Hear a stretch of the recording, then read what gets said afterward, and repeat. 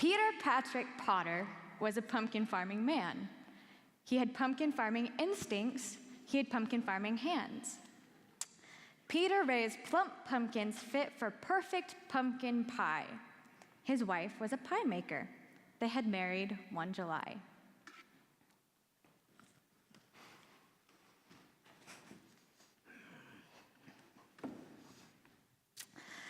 Now, Peter Potter closely watched the pumpkin farming sky, because pumpkin farmers know when pumpkin picking day is nigh. Peter Potter picked his pumpkins at their perfect pumpkin peak, and he picked for just one day, not for a month, nor for a week.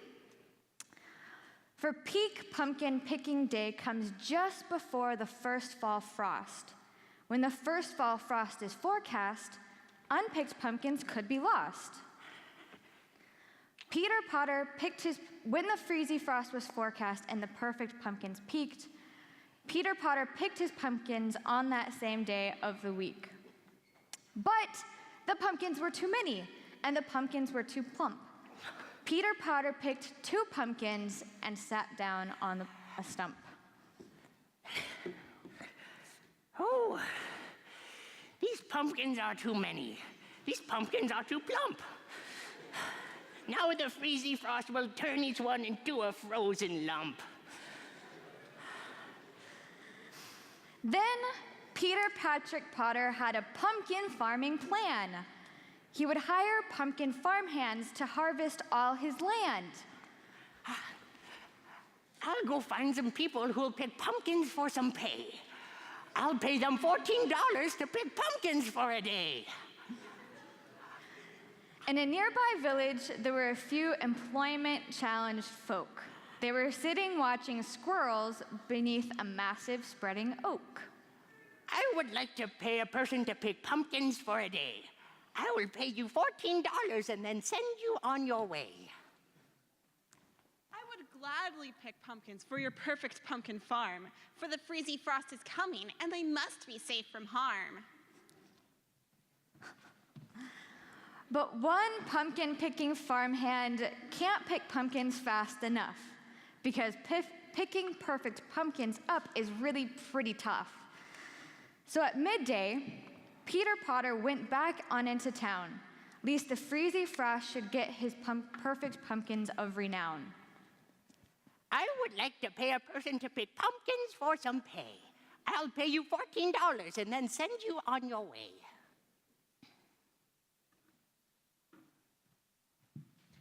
I will gladly pick the pumpkins from your perfect pumpkin farm, for the freezy frost is coming and they must be safe from harm. But 2 pumpkin-picking farmhands can't pick pumpkins fast enough, because picking perfect pumpkins up is really pretty tough. So an hour before sunset, Peter went back into town, lest the freezy frost should get his perfect pumpkins of renown. I would like to pay a person to pick pumpkins for some pay. I will pay you $14 and then send you on your way. I'll gladly pick pumpkins from your perfect pumpkin farm, for the freezy frost is coming and they must be safe from harm. And 3 pumpkin-picking farmhands can pick pumpkins fast enough, because 3 people picking pumpkins is a workforce most sublime. All the perfect pumpkins picked were stored in perfect pumpkin sheds. Now, no freezy frost would get them. They would be quite safe instead. Then old Peter paid the farmhands. He paid them $14 each. He gave them a free pumpkin. He gave them a free speech. Now you first, you latest farmhand. Here's your $14 bills. You've earned your pay working in these pumpkin farming hills. And you second helpful farmhand, here's your $14 cash. You've saved plenty perfect pumpkins from ending up as trash. And last of all, the first one who picked pumpkins all the day. Here's your $14. Now please go, enjoy your pay. But The first farmhand who had picked longest simply wasn't very pleased. She grabbed Peter by the arm. First she grabbed, and then she squeezed. Say, why'd you pay that last guy who barely worked an hour? Just the same as you paid me. Why, he barely needs a shower. I have worked here since the sunrise, picking pumpkins right and left. And then these jokers show up lately. I think this is as good as theft. Now old Peter Patrick Potter frowned a freezy fall frost frown, as the pumpkin farming smile upon his face turned upside down. I have paid you $14, as I said beneath the oak. You and I agreed on $14, and my word is not a joke. I will treat these others likewise. You should go upon your way. Can I not pay pumpkin pickers the amount I want to pay? You would do well not to scowl that I've treated others well. That you've been paid to work here is where your thoughts should dwell. And the lesson from the pumpkin farm is very apt today, because heaven's kingdom seems to work in very much the same way.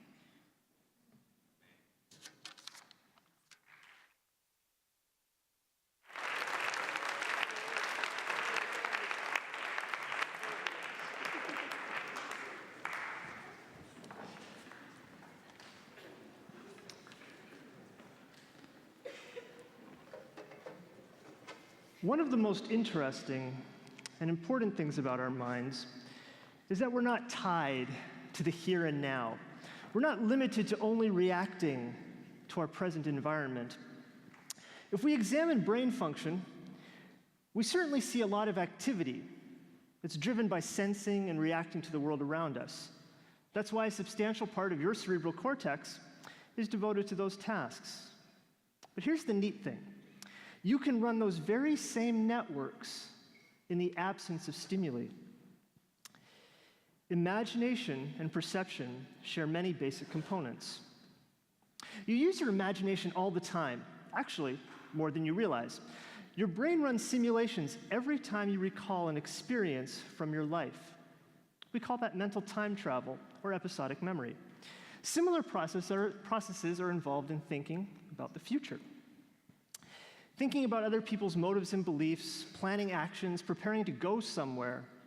All of these involve using the brain networks for sensation, perception, and motor control in order to simulate the world.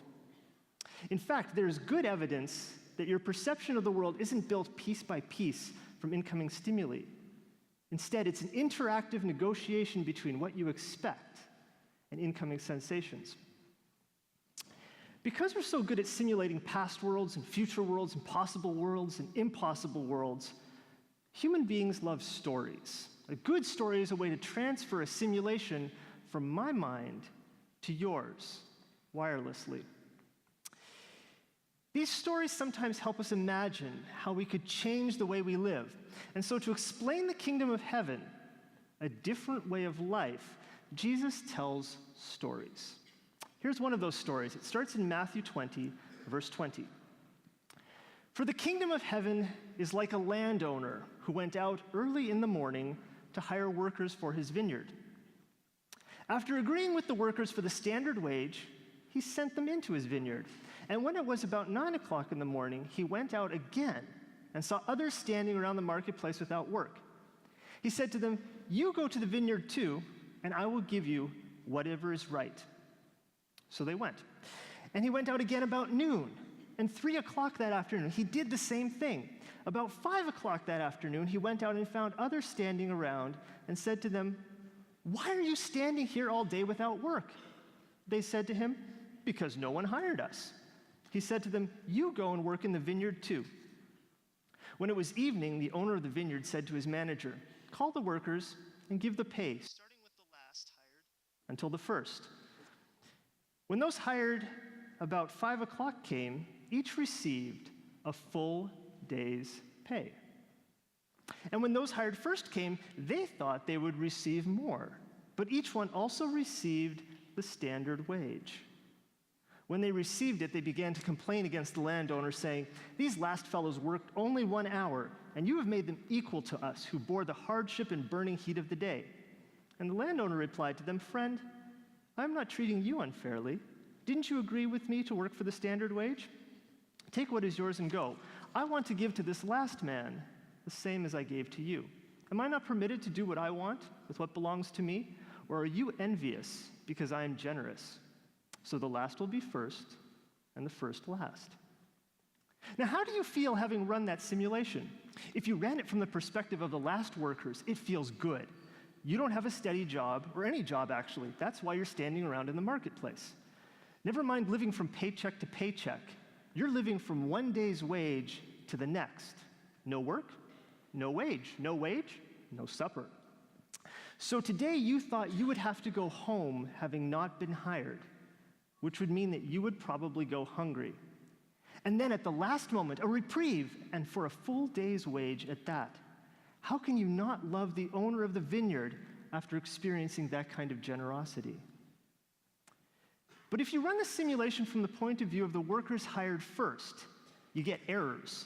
The simulation doesn't quite feel right. It seems unfair. Why should the last workers get the same as you? Shouldn't your pay reflect your effort? Shouldn't your pay reflect your merit?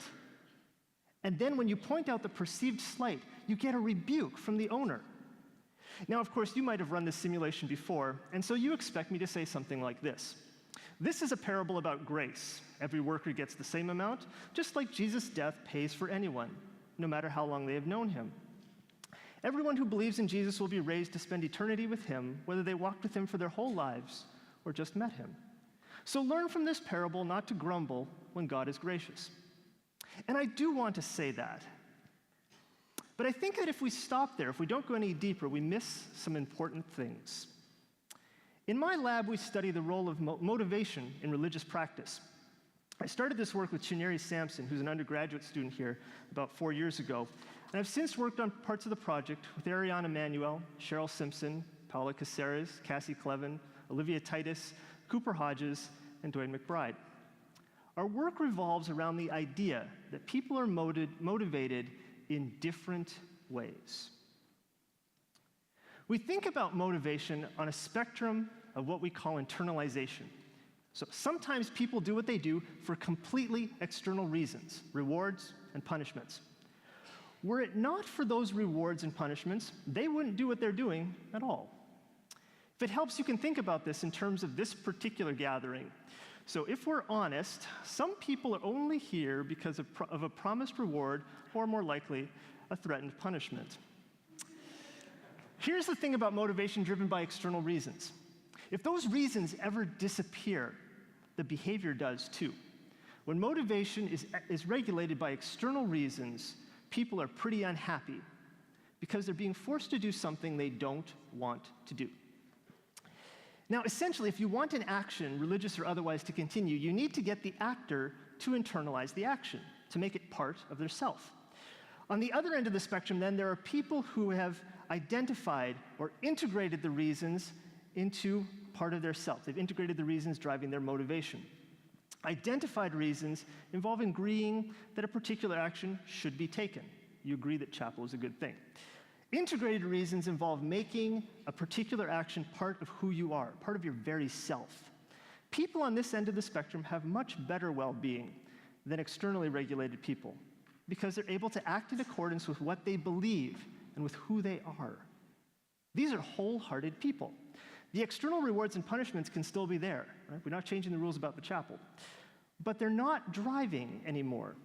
And of course, there are some integrated and identified people sitting here today. And then there are the people in the middle, the people who have internalized an action just enough that they don't require rewards and punishments from outside anymore. Instead, they punish themselves through fear or guilt or shame or anger or worry, or they reward themselves by avoiding those feelings. They're constantly looking around to make sure that someone is watching or that no one is watching. The word we use to describe this situation is introjected, which to me actually sounds like a pretty nasty sort of thing. Introjection is all about comparison to other people, to what's perceived as important, that kind of thing. Introjected actions would be half-hearted except that when people are introjected, they often beat themselves up for being half-hearted because they don't want other people to know what is really in their heart. So they end up mad at the external pressures, the institutions, the peoples, the ideas, the doctrines, and so on, and mad at themselves. And as a result, there's evidence that these people are sometimes the most unhappy of all people. Once they find a way to get rid of the guilt, or the fear, of course, they reject the action with extreme prejudice. Once again, there are some people here who feel that way about what's happening. The point of telling you all of this is that I think the different ways of driving motivation can be a sort of lens that lets us see more deeply into this parable of the workers and the vineyard. Until the owner does something unexpected, it's really kind of hard to say why the first workers agreed to work. It could just be for a wage, an external reason. It could be because they believe the grapes should be harvested, an identified reason. It might be because when they are in the vineyard, they are their true selves, an integrated reason. It could be some combination of these. All we can see is their behavior. We can't see their motives. That is, until the vineyard owner starts handing out wages like there's no tomorrow. Suddenly, the first workers are demanding that they be paid more like the last workers because they're more worthy. It's as if their self-worth is tied up in being rewarded more in comparison to others. Somehow they think that the owner is devaluing them by being generous to someone else. Just like maybe the vineyard is all about them.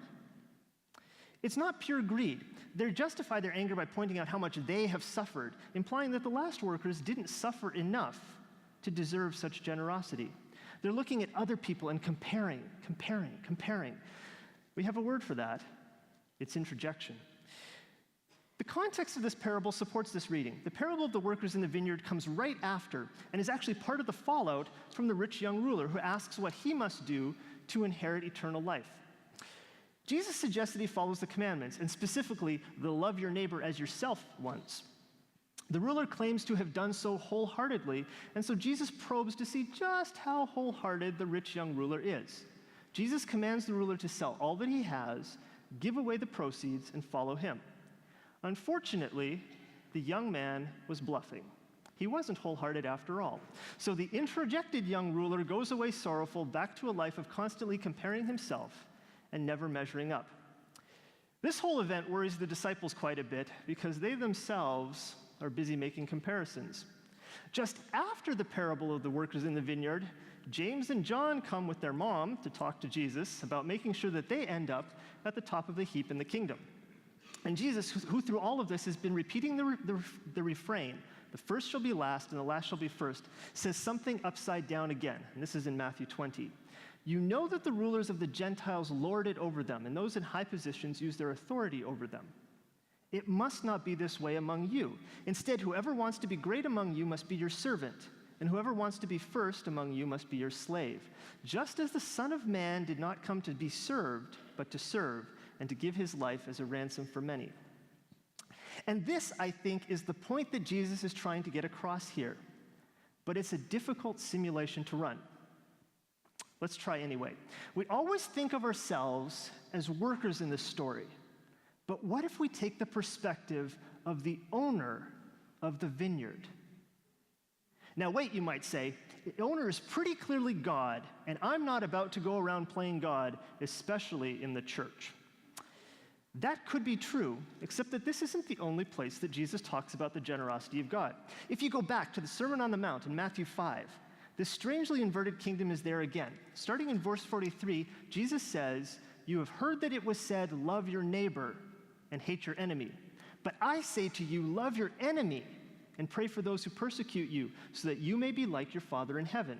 Since he causes the sun to rise on the evil and the good and sends rain, blessings, on the righteous and the unrighteous. For if you love those who love you, what reward do you have? Even the tax collectors do the same, don't they? And if you greet your brothers, what more do you do? Even the Gentiles do the same, don't they? So be perfect as your heavenly Father is perfect." See, there it is again. Unrestrained generosity, but this time with a command. God is generous to people who don't deserve it. Unjust people, unrighteous people, people who haven't done their fair share of good deeds, enemies. And you two are supposed to go out of your way to love these people because God does. This is, in summary, perfection. And because God is perfect and you are God's people, you must be perfect in the same way. The word perfect in Greek is teleos, bringing something to a completion that lacks for nothing. It's not an obsession with making or not making mistakes. It's reaching a proper end. Luke ends this section a little differently. Be merciful, just as your Father is merciful. There are echoes here of Deuteronomy 18 and Leviticus 19. You must be holy, as I am holy. Later in the passage in Leviticus 19, verse 18, you find this command. You must love your neighbor as yourself. See, now we've come full circle, back to the first answer to the rich young ruler. Everything points to this idea of going back into the marketplace again and again until the vineyard is full and the marketplace is empty. Let's pause for a second as we continue this simulation to ask a question. How do you keep people from being introjected? My research students and I have been studying this by examining how Adventists experience the Sabbath. Here's what we have found. When people are in a real, loving, safe community that has shared practices, they internalize the practice of Sabbath keeping. When the community has meaningful goals, ensures that people can work towards those goals, and recognizes their accomplishments when they do, they internalize the practice of Sabbath keeping. When people, Adventists, are in the community and are free to act in ways that reflect who they are in that community, without being coerced or forced, they internalize Sabbath keeping. This doesn't mean that people can do whatever they want. It's not that kind of freedom. There are shared goals and practices that mean something, and rejecting them, of course, distances you from the community. So this freedom in community is the freedom that comes from making what matters to the community part of you and then living what matters to the community. And here's the surprising thing about this finding. The community, the feeling of competence, the freedom to live what matters, it isn't having these on Sabbath that helps people internalize Sabbath keeping. It's having this kind of community every single day. So see what the owner of the vineyard does. He needs his grapes picked, and so he hires some workers. In so doing, he gives them a shared purpose, harvesting the grapes, and a community within the walls of the vineyard. He gives them their daily bread in the form of a day's wage. But there are other workers who need purpose and sustenance as well. And so the owner goes back again and again until it's 5 o'clock and there are still people left who have not been hired. And here is the actual injustice in the story. There are still, at 5 o'clock, people on the outside of the community with no purpose and no hope. You can hear it in the owner's question and the would-be worker's response. Why are you standing here all day without work? And they say to him, because no one hired us. And he says to them, you go into the vineyard and work. Actually, the owner doesn't need his grapes harvested. He needs workers in his vineyard. This is what filling the vineyard with workers means. It means love your enemies. It means love your neighbor. It means come follow me. It means make sure everyone has their daily bread. It means don't leave a single person standing in the marketplace. It means be like your Father. I'm telling you the same thing that Dr. Urancic told you last week. The focus for our school year, this mind, body, soul, strength, spirit, everything love for God, is asking us to reimagine what Sabbath keeping can be, what Adventism can be, what Christianity can be. When we say the Lord's Prayer, which we also find in the Sermon on the Mount, and we say, thy will be done, thy kingdom come on earth as it is in heaven, we're not praying about some far-off future kingdom. God is already king. We're simply recognizing that God's kingdom already exists and has been invading this fallen world for some time. We're pledging allegiance to that kingdom and giving God permission to enlist us in that invasion.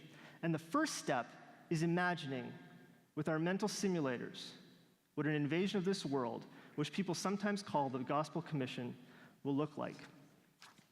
I've been doing some imagining about what we could do today to put these ideas into action. Otherwise, you will go to lunch and you might stop me on the sidewalk and say, nice talk.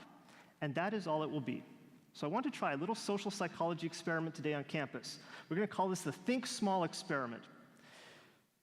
Now, there are a bunch of people who aren't here, so don't tell them about the experiment, just do it, and maybe they'll find out. Here's what I want you to do. Think of a small thing that enlarges your community, that leaves everyone involved better off, and can be done today. Do the small thing. And when you're done, find somebody else and teach them to do that small thing as well. It'll be our secret conspiracy. Now, this might sound a little corny, but I want you to humor the experimental psychologist. Make some observations. Let's see what happens to our community when we think small for half a day. If thinking small does something good today on campus, perhaps that will help us figure out how to think small tomorrow, or next week, or when we eventually step off campus. Or perhaps we'll be able to translate those many small things into some bigger things that invigorate our religion and change the world. But today, I want you to think small. After all, a vineyard is only harvested a few grapes at a time.